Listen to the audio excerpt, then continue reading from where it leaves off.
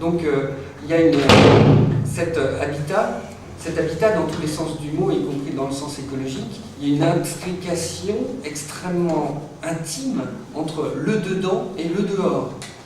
La forêt, elle est dans l'habitat, elle est dans le sujet, elle est dans les souvenirs, et elle n'est pas mise à distance. Donc en fait, quand on interrogeait les gens sur cette forêt, les gens racontaient leur passé, un passé fantasmatique, mais on y reviendra là-dessus, sur justement l'hypothèse de l'imaginaire, pour le coup, stricto sensu. Donc là, la forêt était pour les habitants du pays, en tout cas, l'occasion de revenir sur leur passé, un passé mythifié, mystifié même d'une certaine manière, et qui, d'une certaine manière comme ça, correspondait à peu près à la vision utopique qu'ils avaient de leur origine dans les années 50. Dans les années 50 en France. C'est-à-dire juste avant que les communautés agricoles soient totalement déstructurées. C'est-à-dire quand il y avait encore des veillées, quand il y avait encore de la gestion collective des troupeaux et des espaces naturels, etc. Et qu'on faisait par exemple les corvées, les veillées, etc.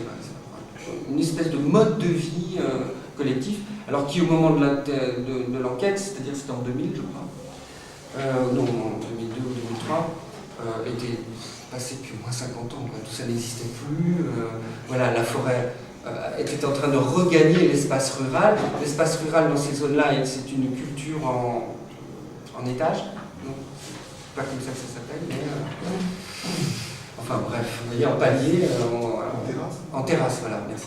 Donc les gens ont lutté pendant très longtemps pour redresser les murs, etc. Mais au moment de l'enquête en 2000-2003, tout ça a été écroulé, enfin on ne voyait plus, il y a un ensauvagement de la nature.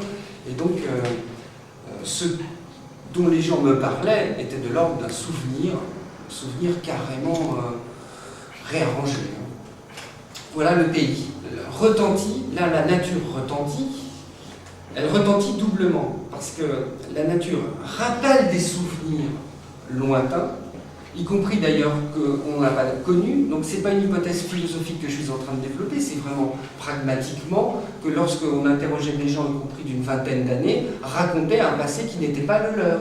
Voyez, mais ils s'identifiaient à ce passé, ils disaient que c'était le leur. Alors, retentit comme ça, positivement, d'une rêverie, en effet, une rêverie de la communauté, du lien, de la solidarité, là, pour le coup, au sens strict, c'est-à-dire comment on s'entraidait avant pour lutter contre la nature, etc., etc. Et aussi, donc, une rêverie positive, comme celle-là, puis une rêverie négative, parce que la forêt naturelle, pour le coup, vient signifier aux habitants de ce pays leur disparition.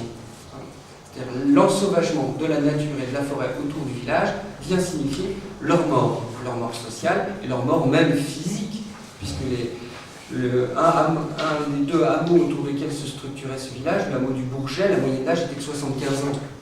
La moyenne d'âge 75 ans, donc la fin était assez programmée quand même. Donc voilà le pays. À l'opposé du pays, la rêverie de l'écosystème. Je ne sais pas, il faudrait trouver un autre mot, d'ailleurs si quelqu'un en a un, quand j'aurai fini d'expliquer, ça m'intéresserait. Ou de la nature naturelle, ou je ne sais pas comment on pourrait trouver le mot, c'est-à-dire cette forêt subnaturelle, dans la mesure où elle n'avait pas été exploitée depuis... il n'y avait pas de traces humaines d'exploitation. Primordial. Pardon ? Primordial. Non, subnaturel parce que c'est pas parce qu'on n'a pas de traces, enfin les écologistes disent qu'on ne peut l'appeler que subnaturel parce que c'est pas parce qu'on n'a pas des traces écrites de l'exploitation de cette forêt qui avait été longtemps sous la propriété du royaume sarde et qui avait un mode de gestion très durable avant que le mot existe. Donc il n'y a pas de traces d'exploitation, sauf une coupe qui a eu lieu en 1943, pendant la Deuxième Guerre mondiale, parce qu'il y avait un besoin urgent et nécessaire immédiatement de bois, mais une toute petite coupe. Donc, cette forêt subnaturelle, mais en effet, enfin primordiale, on pourrait peut-être reprendre le terme, parce que du coup ça devient un délire aussi des écologistes. Alors là, pour le coup, eux, la Rosalia alpina, yaha, on va chercher tel coléoptère, enfin c'est un terrain de jeu, un playground absolument hallucinant où défilent tout un tas d'entomologistes, d'ornithologues, etc., qui cherchent une chouette chevêchette, un moyen duc brun, enfin bref, voilà, il y a tout un tas de scientifiques qui viennent dans cette forêt l'analyser, la scanner, des dendrologues qui viennent mesurer la circonférence des arbres, essayer d'évaluer leur ancienneté, etc.